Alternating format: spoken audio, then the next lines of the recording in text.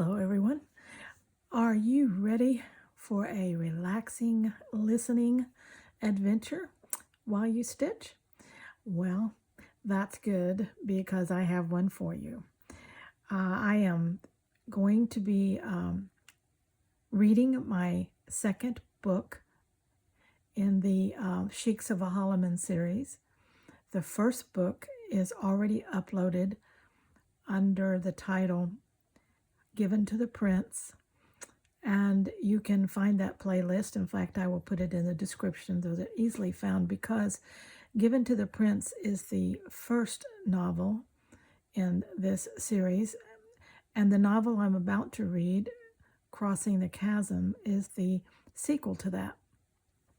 So while Crossing the Chasm reads well on its own, it's certainly better if you have already listened to Given to the Prince, because the main characters in Crossing the Chasm first meet in Given to the Prince, and knowing their history will enhance your listening pleasure on this book. So if you haven't, just flip on over to that playlist and listen to Given to the Prince first, and then come back and follow this series for Crossing the Chasm. Now, it'll be an audio video in the sense that I won't be doing anything in it exactly. I'll just have a stationary photo and then an audible read. Right now, I just want to show you a little glimpse of starting a new pouch, okay? So are you ready to get into that adventure? Well, hop into my car and we'll take a nice drive and listen to a very uplifting and relaxing story. Jessica trailed behind a large family group as she made her way toward the boarding area for her flight home. Her thoughts swirled with delight, memories of the past 3 weeks spent with her dearest friend, Victoria, and her 5 adorable children. Meeting the newest addition, 6-week-old baby Aziz, was the catalyst for her extended vacation in Ahalaman. She paused as the group in front of her stopped suddenly. A little girl darted from the center of the throng to chase a purple ball that was now rolling in Jessica's direction. The child was soon swept up into a man's arms and consoled as she broke into great sobs. Jessica stooped to pick up the ball and hurried to return it. Screams shattered the domestic scene as gunfire terrorized and scattered people in all directions. Men in black robes and covered faces swooped out of nowhere to force the family group into a tight huddle. Jessica felt the push from behind and staggered forward with the others. The next 5 minutes passed in a blur of shouting, pushing, and more gunfire. Before the shock wore off enough for her to take evasive action, she was shoved into the back of a truck along with several other adults. It was then she realized that these abductors had mistaken her for part of the family group because of her near proximity. That was the last coherent thought she had as a hard object jabbed in the back of her head.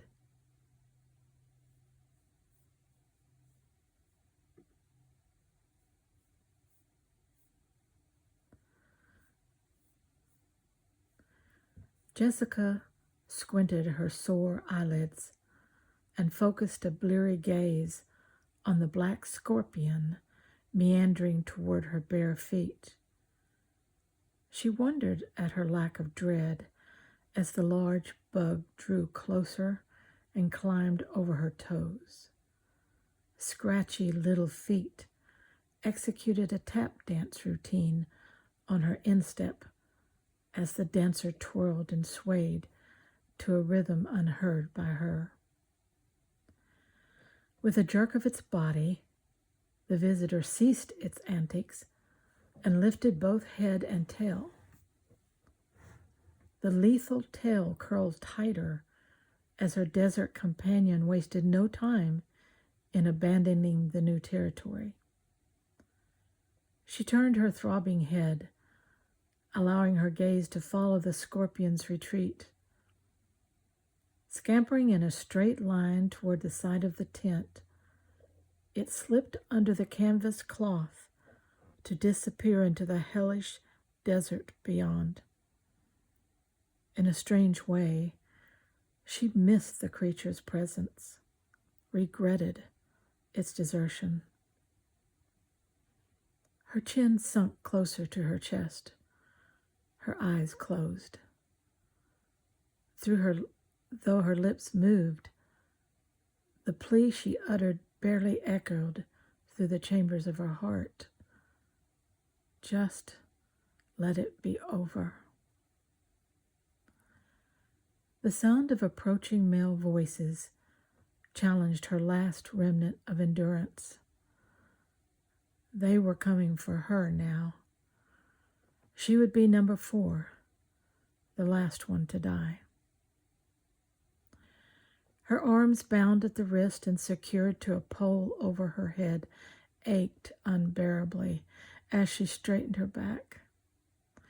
She tried fisting her fingers, but their swollen size prevented them from curling into her palms. The wire that coiled around her wrist and bound her to the overhead pole cut deeper into her skin with every movement. Pushing up with her toes, she sought to temporarily relieve some pressure on her hands and arms. Weak leg muscles quivered and released, dropping her to her heels with a jarring pain that shot through her arm like flaming darts. The foul taste of bile started to rise in her throat. It hurt to keep swallowing, but she couldn't vomit, not again. The crusty evidence of the last failed effort to control her nausea stained the front of her black robe. The repugnant odor added another level of stench to the tainted air and the stale confines of the sweltering tent that had been her prison for, how long had it been now? The nightmare merged into one agonizing eternity until she could no longer remember. More than anything, in these last moments of life, she wanted to retain a shred of courage, to keep a fragment of dignity that no one could take from her. In her head, echoes of her father's voice opened a cache of past regrets. She remembered his baritone voice, his scorn for her weakness, his unrelenting demand that she stand and fight, and her pathetic reply, "Dad, he's twice my size. I'm just a girl." Her excuse, as he'd labeled it, hadn't been mattered then, nor would it matter now. The angry tenor of the approaching voices confused her. Previously, the guards checked on her without speaking, as if a word spoken in her hearing would foul them in some way. The verbal contention made their approach even more threatening. She barely stifled a scream as the tent flap flew back, exposing her to the sun's fierce light. 3 men entered through the tent's opening. Their robed silhouettes rippled in waves of heat, a heat so intense it had long since drained her body of even the cooling relief of sweat. Fighting back an overwhelming wooziness, she focused on the trio standing just inside her prison. 2 were familiar, their hate-filled eyes permanently inked on the pages of her mind. The third man stood a little apart from the other two and spoke to them in a guttural tone as he stabbed at the air with his fist. Another memory of her father's perpetual nagging mocked her weakness. "Stand up straight, Jessica. Why can't you be like your brothers? A weak female is useless. If you don't shape up, you're going to find yourself on the street."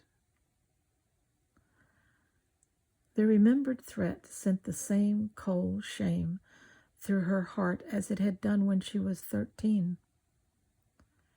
She shifted her body weight in an effort to stabilize her trembling legs. A painful groan slipped through her lips. Fresh blood oozed from the cut on her wrist that felt like they would tear from her arms if she dared move again. Jessica looked up to see 3 pair of dark eyes rivet their gaze on her before the gusty desert wind blew the tent flap across the opening, obscuring them in the tent's filtered light. The new man stood rigidly still, an aura of authority rang in his voice as he barked something in his native tongue. Then he took 2 steps in her direction. She refused to lower her eyes in submission to this cowardly murderer. She poured every drop of contempt she could siphon from her exhausted willpower into the gaze she lifted to his. The snarl on his lips showed clearly the disgust he felt. But there was something more. Were her senses playing merciless tricks on her mind? Could he really have found her?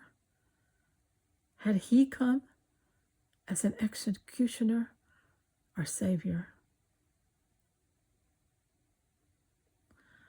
Khalifar Kaden, the man she'd used every contrivance to avoid, the last man on earth she'd ever expected to see in this place, stared at her with pitiless disapproval. Hope and humiliation were strange partners, but both stole her breath as his gaze enveloped her in one long, silent command that she stay in the land of the living. At least, she hoped that was what he wanted her to do. Her emotional numbness shattered just before the heavy mantle of unconsciousness covered her in darkness.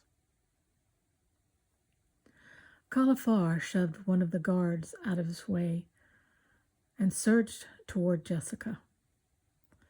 She hung like a slaughtered lamb, fresh blood streaking down her arms.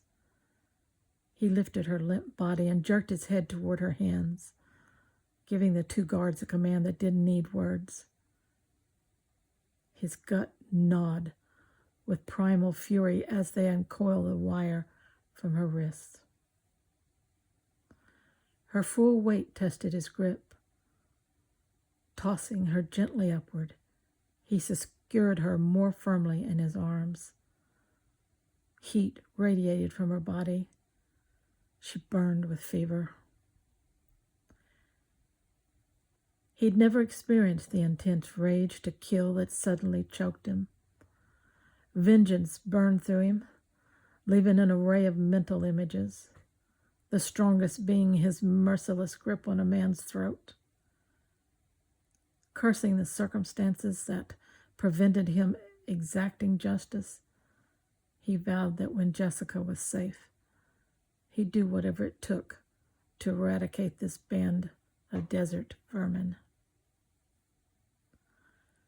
Striding out of the tent into the open, he stopped to fill his lungs with clean air without the stench of human misery that defiled his nostrils and left a sour coating in his throat. With no other options, he headed for his temporary quarters, little more than a hovel constructed of old packing crates and smelling of goats. It was the best he could do for her now. He kicked the door open and bent to enter through the low opening, then kicked it shut.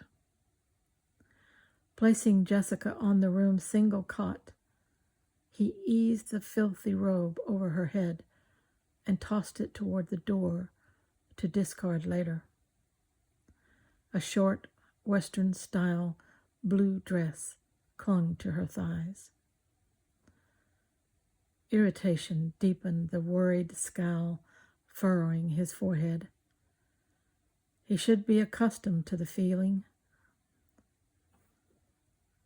This strangulating irritation had always been the second strongest emotion he'd endured in this woman's presence, the first being an unwelcomed attraction.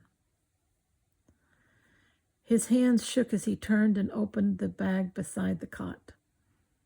Retrieving a small medical kit and bottled water, he cleaned and bandaged her wrist. The depth of the cuts worried him. It would not have taken much more pressure for the wire to cut into a vein. The skin on her arms festered with infection.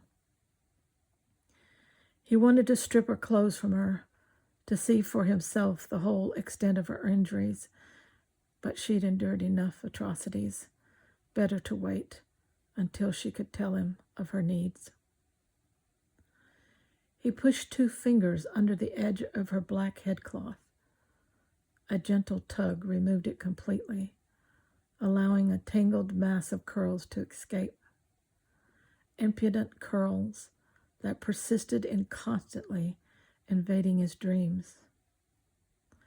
The first time he gazed upon their coppery luster, they had tumbled in glorious profusion down the back of the most animated and beautiful woman ever to cross his path.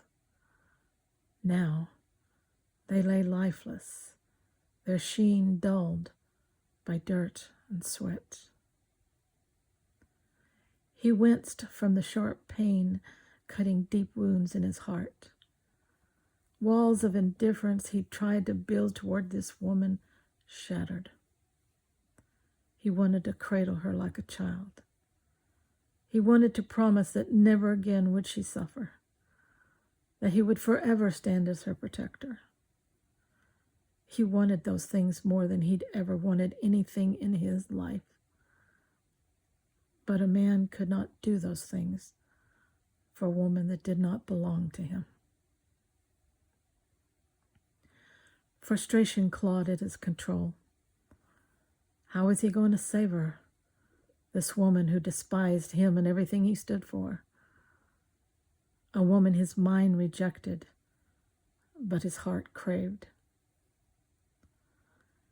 No longer able to hold them in check, his hands cupped her face. His lips joined the rebellion and pressed to her forehead with a fierce anguish. He traced the contours of her eyes and lips with the gentlest of kisses. The sickening fear that had taken residence in his soul since learning of her capture loosened his grip, inch by stomach-churning inch. To find her alive in a camp of militants known to execute their prisoners was a gift from Allah. He wanted Jessica safe, away from this place. It was a thing easily desired, but not easily obtained. Since her captors had allowed him access, he could only hope they intended to negotiate her release. Rising from the side of the cot, he searched the medical kit for the antibiotics and pain medication it contained. It was an easy matter to dissolve the tablets in a little water. Not so easy getting them down Jessica. He sighed with relief when her body's natural swallowing instinct took over. Not all the liquid made it down her throat. Some of it spilled onto her cheek and neck. At least it was a start. He felt more than heard the presence of someone at his back. Easing to his feet, he turned to confront the intruder. "You are Khalifar Kaden, first regent to Prince Devar." Khalifar eyed the well-armed stranger, dressed in a uniform of desert camouflage, and whose demeanor was one of authority despite his youthful appearance. "I am." Khalifar lowered his chin and stared at the stranger through tightened eyelids. "I am Zakar, the leader in this camp." His lips twisted in a cynical smile. "I was much amazed when told of your arrival. What does the first regent of Ahalaman want with this woman?" "This woman is a personal friend of Prince Devar's wife." Khalifar allowed a challenging glint to sharpen his gaze. "The prince wishes to spare the princess further distress over her friend's welfare, and respectfully requests that you release this woman to me." Zakar studied him in silence. Khalifar did not think he could be older than 25, but his eyes were those of a tested fighter, calculating and watchful.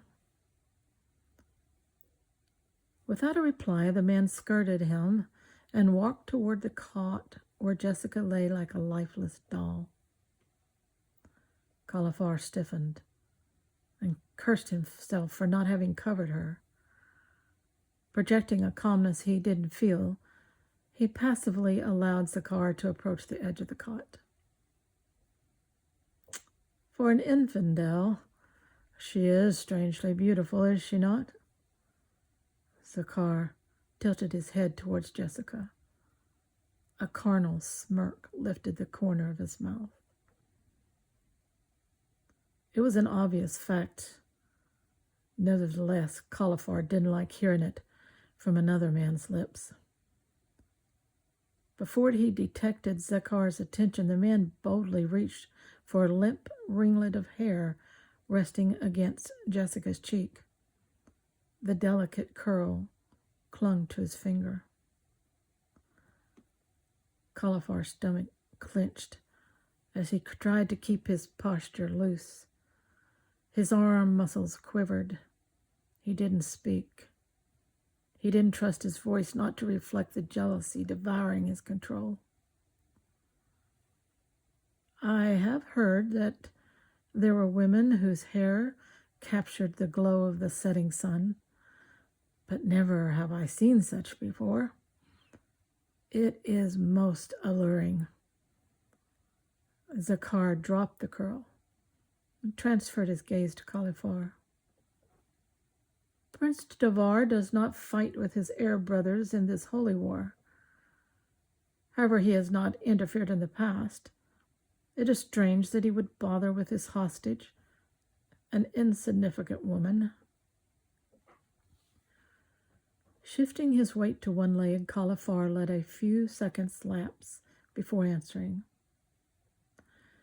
"You must remember that he took an American woman as a wife. His interest is personal." "And you? Is it only the interest of the prince that you serve?" "Perhaps there is a personal involvement of your own?"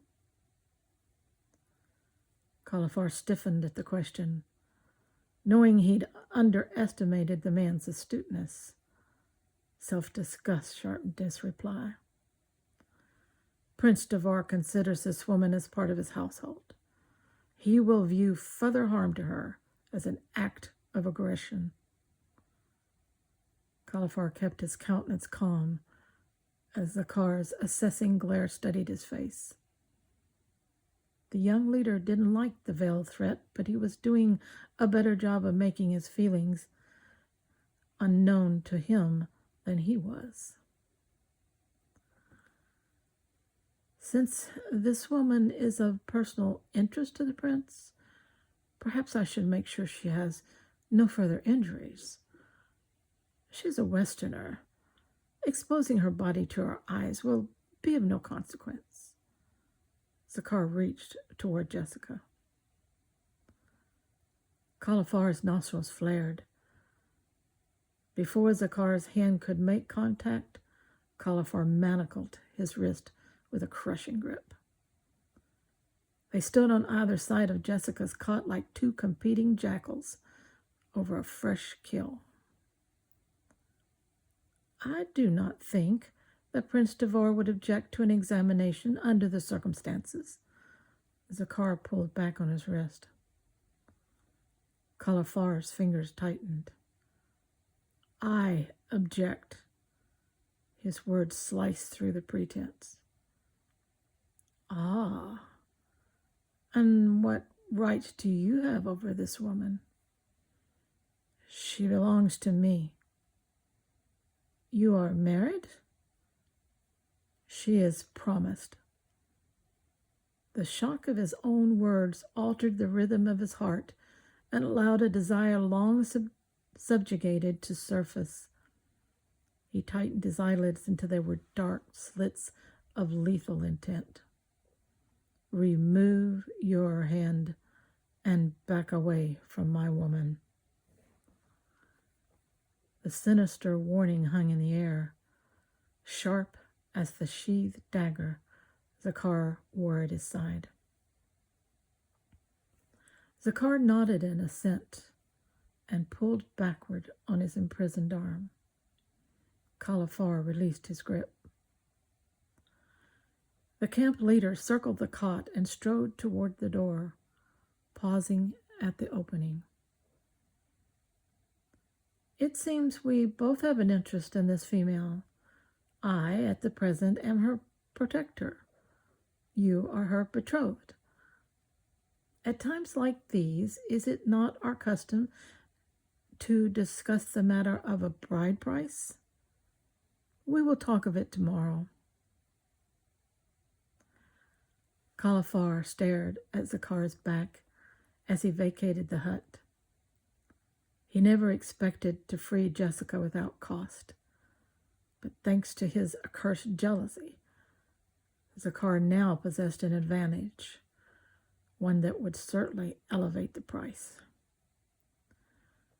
He glared at the woman whose image invaded his waking hours and tormented his sleepless nights.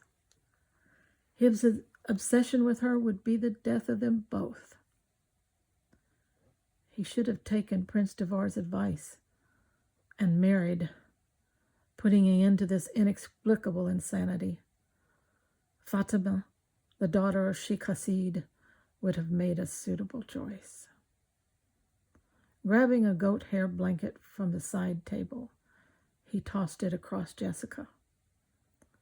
Since there were no other beds, he extinguished the oil lamp and lowered himself to sit on the floor, resting his back against the side of the cot.